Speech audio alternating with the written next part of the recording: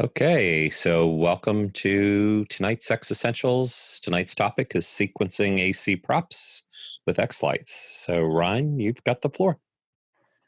Thank you, guys. I appreciate it. If you didn't know, my name is Ryan Marshall. I do AC and pixel shows. I currently do all AC on my house still currently. However, last year I did do a small Halloween show, and that actually turned out very good. So that brings me back to my next slide, which if not, there it goes. A little about me. I'm 15 years old. I live in Oxford, Michigan. I've been in the hobby for about 7 years now. I've used xLights for 3 of those years. I started a Lightorama show, me and my dad, back in 2014, and we still currently do that, and that's kind of what it still looks like. It's changed a little bit, but I don't have any good pictures up to date. Just a couple of things, or a few things I'll be talking about in this demonstration is, for beginners, like where you can buy Lightorama controllers, which most people that are already in the hobby more than likely started off with Lightorama controllers, so they already have them.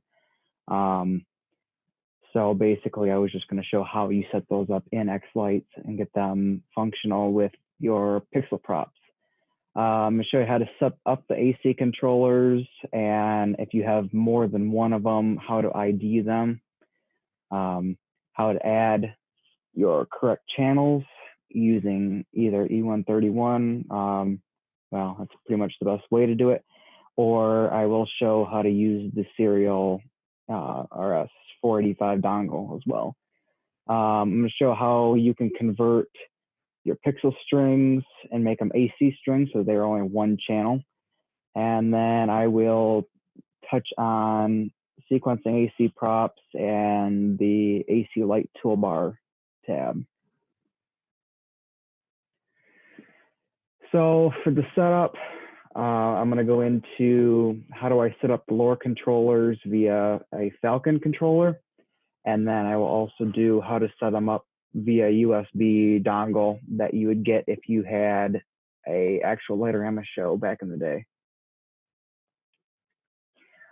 Here's how to hook up the controller. I know there's a lot of confusion out there about my Lightorama controllers aren't working and I have it plugged in.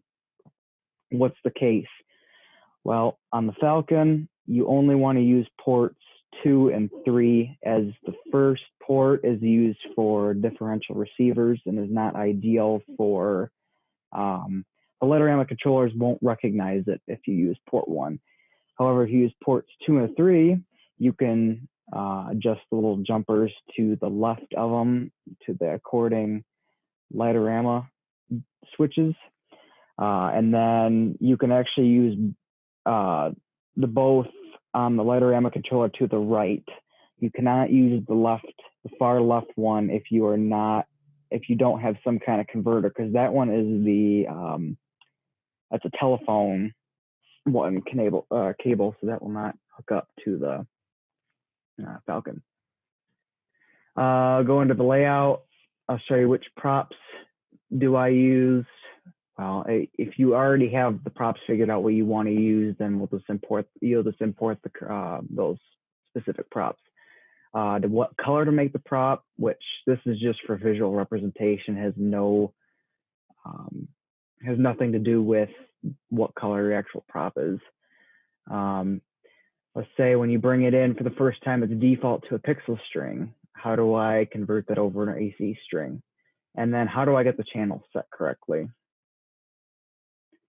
then moving to the sequencer tab, I will go over the AC light toolbar, some of the basic effects that work with AC lights that actually you can create some really cool effects and save yourself a lot of time from doing it by hand, and just getting some creative looks overall with those types of effects. So actually, I'm going to do a full demonstration in xLights because it's easier than sitting here on a PowerPoint and snipping a ton of pictures of everything you need to do. So I'm going to go ahead and open up xLights here, and I'll show how everything works.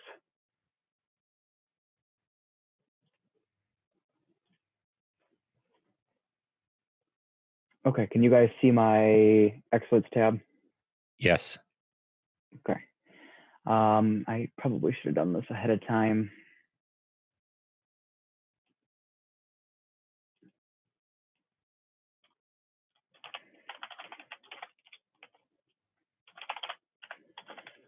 All right, I'm just going to create a new folder, which I just threw in here. Okay, so starting with the setup tab, which is now considered the controllers tab, I'm going to set up how to set it up over E131 to use with your Falcon controller. So you're going to want to go to add Ethernet, and then you're going to want to use the vendor. Well, we'll just pick Lighterama because we're going to pick Falcon because we're going to a Falcon first. And then I'm just going to pick what controller it is. And then this would be whatever your controller is. So it'd probably be, let's say 102. I'm not actually going to show it plugged in. Mine would be a different IP address. You want to you'd make it easier on yourself and do it. Start universe as 1, universe count as 1. And actually for the lighter, if you dedicate an entire universe just to the Lighterama controllers, I like to bring this number down to whatever the amount you're running. So if you're just running 1 controller out of your whole show, I'd make this 16. It just makes the channel counts a lot easier if you have a lot of pixels too. I like to dedicate my first 1 through 16 all to AC, or even if you have, 3 or 4 Lighterama boxes, I like to make those first channels that. So basically from here, you're pretty much done with the setup for this part. If you want to use a USB dongle, I go over to add USB. You switch where is it at? You switch this protocol down here to Lighterama. I bring this back down to 16 once again. And then actually I had an issue with the speed on if you use the dongle. If you're just using a standard 16 channel AC controller, I bring this down to 19,200 or whatever you want to specify that as a speed. For some reason, the AC controllers don't like the high speed to them if you're not using a high speed dongle, which most people don't know what that is, because if you're not a true Lighterama person, there's some extra tools you can use to make it go faster. So for this one, I'll just make it dongle so we know. So this would be if you were doing the USB RS-45 dongle. Actually, I'll make these separate. Make a separate channels. That's going to be controller 2. So I'll set up props, and then I'll do one on the Falcon and one on the USB. So moving into the layout tab, I'm going to import probably the most generic props you will see in a show, which probably will be Megatree. And you'll see arches in pretty much almost every show. So I'm going to make 2 arches. And starting with the Megatree, I'm going to first convert it to an AC string. And to do that, you go down to string properties. And then this is default RGB nodes. I bring this down to single color. And then let's say you have a white tree. Let's make this white. Save. And then this is going to be on 1 controller, so we're going to make it 16 channels, which should already be default to 16 because it's just what xLights likes to default to. And then with AC strings, you can make this as dense as you want, because changing the number of lights per string doesn't change your number count or channel count at all. Make it look proportional. There's that. And then let's do the arch. Let's make sure this is channel 1. Okay, we're good there. And then with the arches, let's do the same process. We'll change this over to single color. We'll make them white again. And then we'll have it start on channel 17, because the first one goes 1 through 16, and then you want to go 17 through, which actually, lights per arch, this is based on how many sections. So if it's a, if this is an AC arch, which is, each one of these would not be its own channel. The most common I see are either 8 or 9 channel arches. So to make it an even number, we'll make it 8 lights per arch. And then I like to bring the lights per node up to like 6. That makes them look like a normal arch and not just balls of light. Because in reality, your arches will look like that. Okay, so let me go back on my presentation and make sure I didn't miss anything on the layout tab. Looks like I touched on everything here. Moving over to sequencer tab, I'm gonna go ahead and create a new, we'll make it animation. Go ahead and start this. I actually just installed a new version, so I'm gonna need to bring back light toolbar, and I'll show the AC ramps.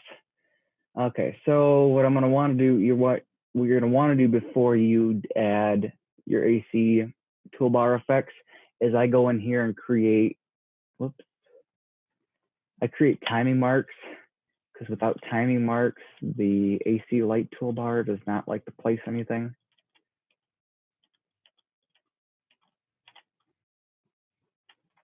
So I'm gonna add those.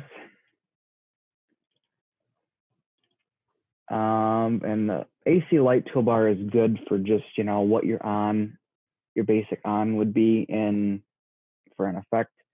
But this one, you can get it down to do more precise things if it's doing, you know, actual AC props. So in this case, we click on the AC light, the AC bar. I select it to do on, which should actually just turn this box on, which is not what I want. I want to do a ramp up and down, which actually just did it to all of them. So I want to turn that off. And then I will come down here to this one and turn it back on. And that's actually, before I do that, I'm going to make some more timings and make them look like it's actually skipping.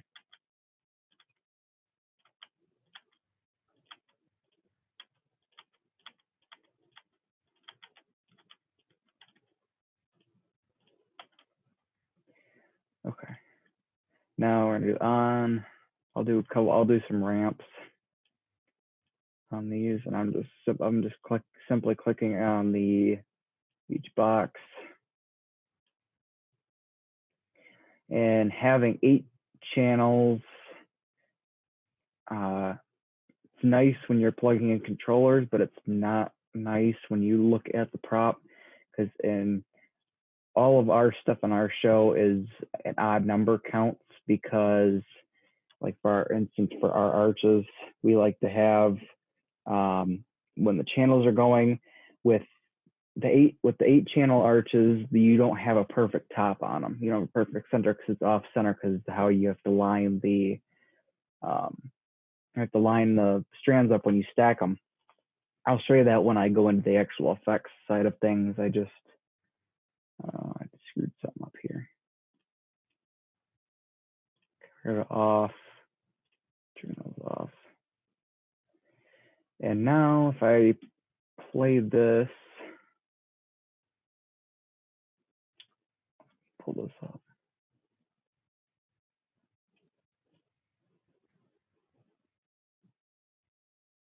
balance it between. No, I cannot.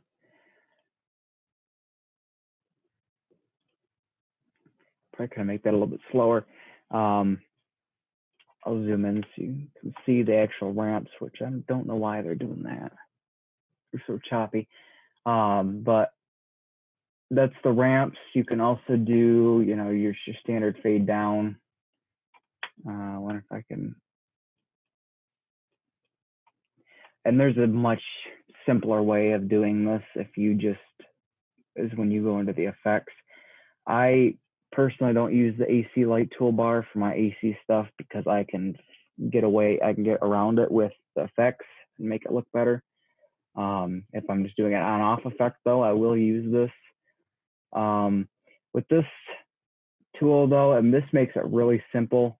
If you want to fade from, you know, let's fade from 100 to 60. And then you want to go back up from 60 to, let's say, 75. That makes it super easy compared to having to pull down. Let's get rid of this there. This makes it super easy than having to come in here if you're using a normal effect and bringing down the on effect and then having to, you know, adjust with it here, which honestly, there's not very many steps different if you're already in the effects page. But if you're using the AC light toolbar, that makes it easy because the options are right here. And then the cascade should act as a ramp or a chase. So I'm going to go ahead and get rid of these. Back to on, we'll do this. And then if I select cascade, I should be able to cascade it down like that. But it didn't do such a good job. And it did a worse job that time. Oh, that would be why, because I have this back down to here. Okay, that's better. Now we'll try the cascade. And now it is arching, which if you wanted to really do both. This, again, this is probably not the best way to do that. Like most people watching this are probably like, wow, I have to do that just to make an AC arch, do that when you could bring down the solid strand effect, which that you can actually do it a lot faster that way. But the AC light toolbar was incorporated to, you know, have if you're coming from Lightorama and then do that.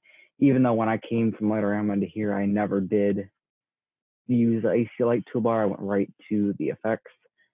I actually haven't played with the background and foreground effects yet to see what they do. But I just know the basic ones to help you accomplish the basic on-off effects, which if I go back to here, ramp those again. And then obviously you have your shimmer and your twinkle, which that should look like a normal shimmer and then twinkle. But again, you can still definitely accomplish that stuff with the effects, which is actually my next step. I was going to jump into the effects now. So now you can close these out. Well, I'll go through a couple of the effects. I didn't write them down because there's only a few of them you can use that actually look okay. Starting off, obviously the on effect works, is pretty much what I just showed you, but in the AC light toolbar, the bars actually works pretty good, especially on trees or arches or whatever. You have to pick the color of what color the arch is, and then you can use black.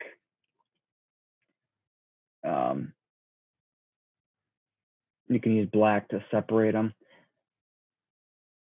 So like for me, sometimes I'll do that, but that's only if I want them all doing that. If I want them doing something separate, I like to use the single strand effect and just do that, because xLights supports the single strand effect on the arches a lot better than any other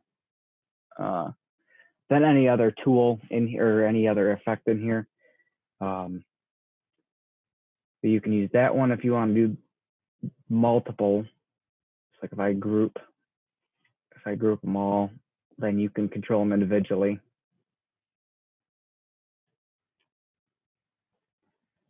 The butterfly effect does not work. I know. I believe the curtain one works if you just do if you do that one and actually by itself. So I'm just gonna line these up for reference to know which effects you can use, and then I'll list them all off here towards the end. So that one, curtain. Let's see, what other ones could you do? You can do garlands. I know that on a what type of effect could you do? If you're stacking, if you have a huge show that's all AC, you can actually stack your entire yard and it doesn't look too bad, especially if you have dense props. And I think life works, but it's obviously in the chunks. You're not going to get the single pixels doing what you want. Let me actually make sure I'm not missing certain ones. The meteors work if you just kind of want to. Depends, honestly. You have to change this down to palette. It's kind of another strobe feature. I probably wouldn't recommend it for AC lights. The ripple effect can be okay if you have smaller props, but again, that's kind of a more pixel effect. I know for a fact on a tree line, if you have a tree line of multiple trees, the shockwave is actually a great tool to use because that saves you a lot of time than doing it by hand. Obviously, the single strand effect does some justice. The spiral effect does really good too. That one kind of does the same as the bars, but that one you can kind of create some different looks. Like you can bring the thickness way down on them and make them look like they're actually, hopping. I believe there's only a couple more. Yeah, the twinkle, you can use twinkle. I use that one actually a lot because you can create some cool stuff with that one.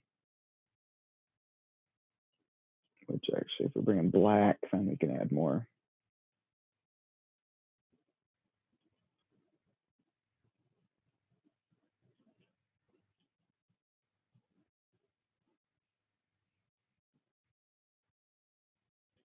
Okay. There's twinkle effect, and the VU meter works if, obviously if you have music. So let's say on a tree, and all these effects here that I just showed you work just about the same on the mega tree, which I'll just actually bring them down when I'm done. With the VU meter though, you'd want to use the on effects like you can use the bars. If you use white and black, those you can bounce those to the music. And then obviously the color of the jump and the pulse, and then the intensity waves work too. All the pulses and stuff that don't cast shapes or volume bars, you can use those on AC props. I'll bring these other effects down so you can see them on a mega tree too, which those should, that should turn out good on a mega tree. Quick and easy way to make a mega tree spin is by doing that, which most AC trees are 360s, so you'd want it doing that. The single strand effect, that's how you make it spin again. The curtain you can only do left to right because obviously it won't work up and down because it's an AC string. The spiral effect pretty much does the same thing. Those you really have to, it's based on what you're trying to accomplish with that.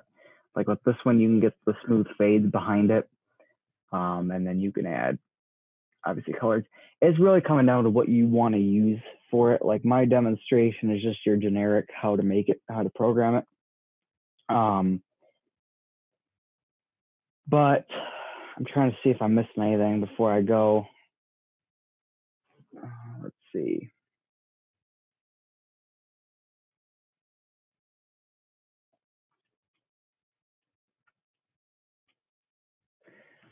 I don't think there's anything more on the sequencer tab that I need to touch over. I do need to talk about the Falcon setup though. On the Falcon, on the main page of the Falcon, I actually should have pulled it up. But basically, when you get to the string port or the serial outputs page, you're going to want to match up if you've done anything in the Pixel world or adding channels. Depending on what you do, like on the Falcon, this tree would be pulling off that Falcon going to the Lightorama board. So you'd want to make sure that you set up as, which this one actually we should make a universe, make it universe 1, start channel 1. And then when you get to your Falcon setup, you would just match this up, under what port you're plugged into. So either port 2 or port 3, you'd want to put universe 1, start channel 1 to make sure it goes through. And a good way to determine if you've got a communication with your Lightorama controller is there's a status LED on it. And if it's solid green or red, you know you have a connection with it. If it's blinking, you either have your cable is bad or your Falcon is not sending the data to it. I actually had an issue with that and I had to send it back to David and chip on it because it was bad even from the factory. But now it works. So always do that kind of diagnostic check before you start tearing apart everything to see what's broken. It's usually something in the hardware and the software configuration that's messed up. It very rarely is it something hardware wise or on the physical board that's messed up. Most of the time it's software. And then the same goes for if you use these on the dongle, these will be starting on 17, but you'll just want to make sure you specify that over here, which actually, no, this one's already set up because it's channel 17 to 32, and these should be set up through 17 to 32. So that one's okay. I'm trying to make sure I don't miss anything. The best thing I could do right now is ask for questions because I feel like I can answer more questions and help people out than I can demonstrate something that you don't necessarily need to learn. So I guess going into that, does anyone have any questions?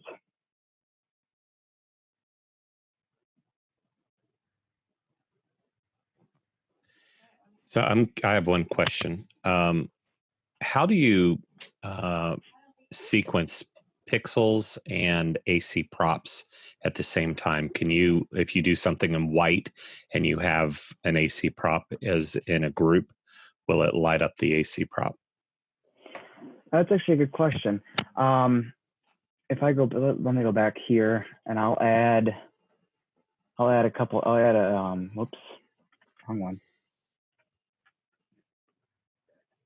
I'm going to set this up as, I think this goes along with in chat. There's someone that says, how would I get one color, more than one color on a tree? So they have 3 colors. oh, on a tree. Okay. I'm going to try to pull up my chat window. For some reason, it doesn't want to pull up anywhere.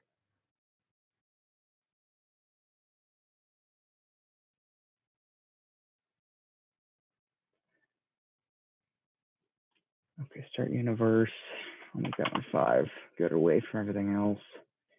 And then I'll make 3 universes.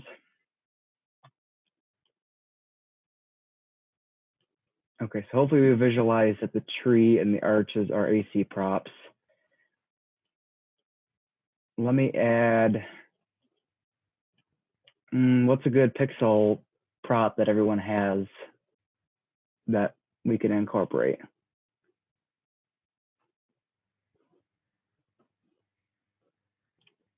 I will download something. We'll do that instead.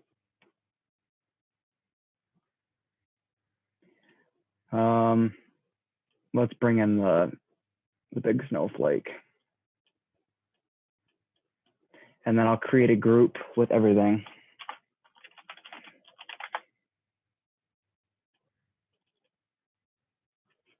I'll bring everything in here.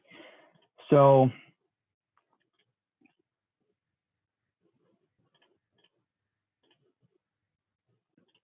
with this, you should be able to, if you're using the same color as these props, if you use white, like if I use a shock wave, wow, that doesn't do me much good because it's with that stuff. I move it over here.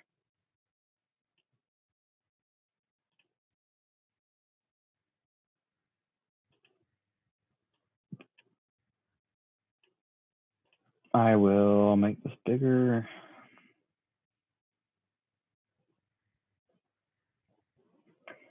Why is there teal on the?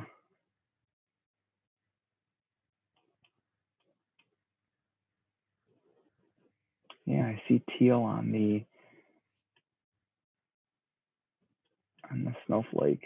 Oh, probably because that would help if I change channel on it. Universe 5, start channel 1. And I actually need more.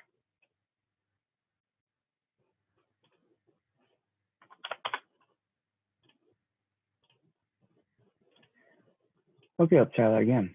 Okay, now it's white.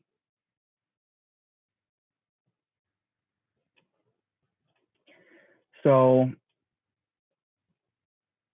to answer Ed's question, you can use, let's say in a group. So you have obviously you have a pixel prop here, and then you have, let me make the radius like that. You have a pixel prop there, and then you have your AC props with it. If you use the same color as your AC props, it will recognize it. So in reality, it is best to make that AC prop the same color that it actually is in real life, unless it's a multicolor string. At that point, there probably usually there's only one string. And then I heard someone else talking about what if you have a prop with multiple colors? Is that correct? Like you have multiple colored strings on it? Yeah. So if, for instance, on the tree, instead of just white, if they had one strand of white, one strand of red, one strand of blue, let's say. Okay. So at that point, if you had that and everyone was on a different channel, I would go ahead and I would just actually, I'd export this model and I'll import it 2 more times. Which, why did it make it so big? All right, I'm just gonna make a new one.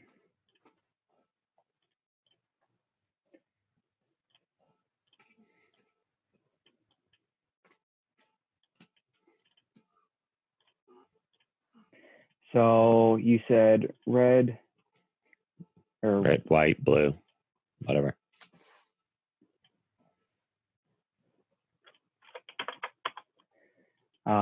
I overlay them, even though it kind of distorts them a little bit.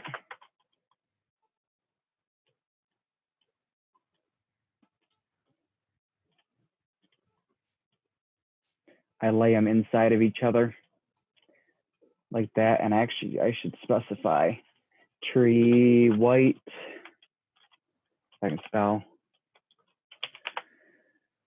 and then tree green, or red, whatever we just made it. Tree red, and then I'll make one more with blue.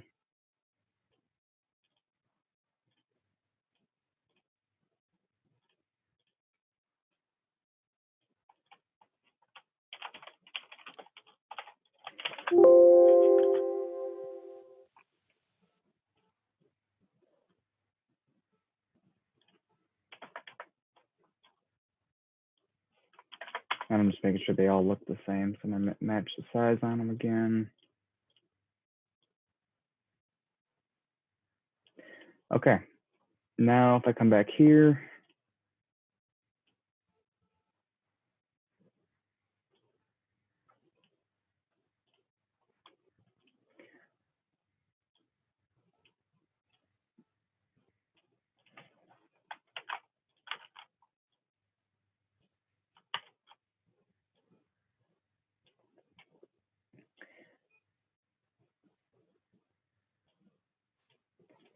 and then in this case, you'd need to add more channels. Like if you, so that would mean you would have 3 more boxes.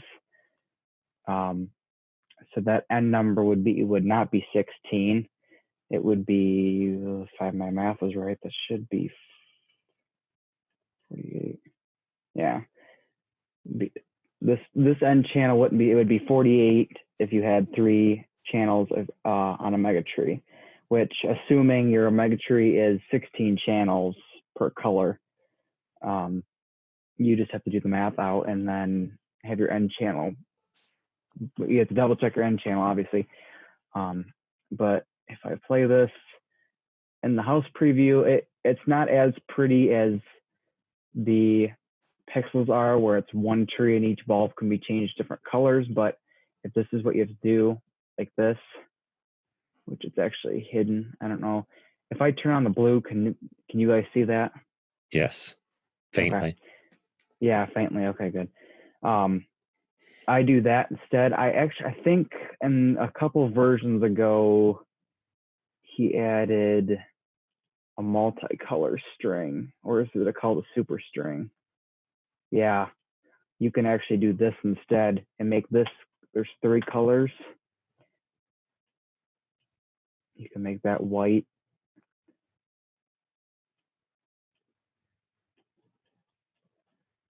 If I let me grab the correct tree, which it was not. So now actually, let's ditch this idea because that's the long way. We'll do it this way. Now this tree has 48 channels. I don't know why I brain farted that. This is the simplest way to do it, because now you have 3 colors on here, and no matter what color you make it now you can switch this to red, makes it red, and then you switch that to blue and it'll make it blue. And then actually, I think if you spin it now, I think you can use all, if I'm not mistaken, I think you can also use all 3 colors now. Yeah. So that's actually a much better way of doing it than I used to have to do it. I used to have to do it where I overlaid them.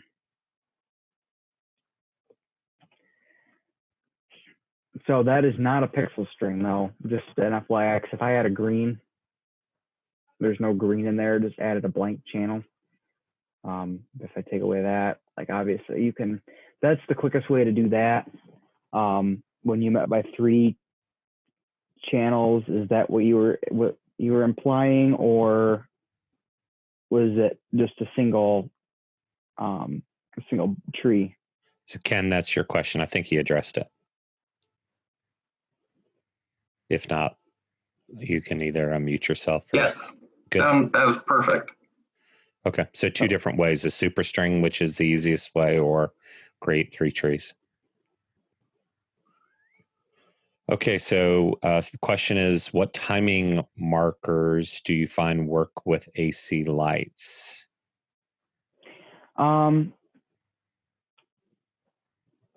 Not quite sure what that question is implying. I'm not sure either. Like, does he mean like because if he means indicator, I mean I obviously I rename all my timings. So like I'll say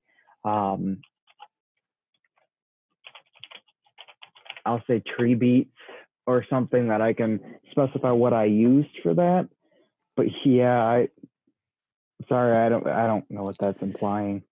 Yeah, he's saying on the timing track. So yes, I mean, you can use the same timing track that you would use with pixels, or create a whole new timing track. Yep. If you don't know, you can right click and add timing track. There is a comment here, and I don't know if John Storms wants to follow up on it. It says teal means xLights is catching up. I'm not sure what that means. I can't see. Hang on, let me end my. John, I'm not sure if you want to unmute and explain that.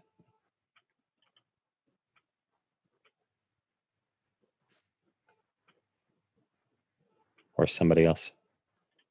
John?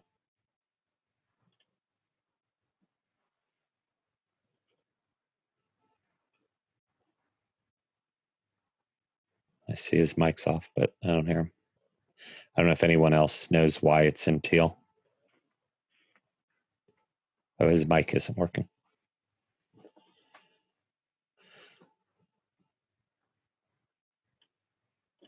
Okay. Yeah, Okay. I don't know why that's in teal. I'll have to look. Maybe it has something to do with how I have the channel set up. I don't know. It would be a lot fancier if I was actually running this right now.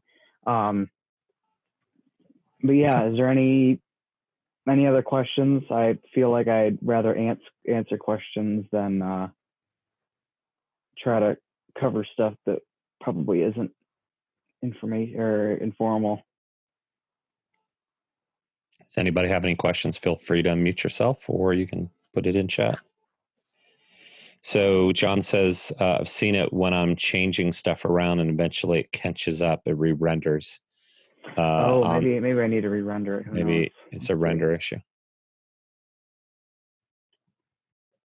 There it is. I have a channel overlapping somewhere. I can tell. Yeah, Okay. the trees overlapping with that. That I figured that was what the case was. Yep, so it's just an overlap issue. Well, thanks, Ryan. I learned quite a few things. You're very quick on knowing how to do everything. It's great to see someone that's really knows how the functioning of all the toolbar and quickly do it.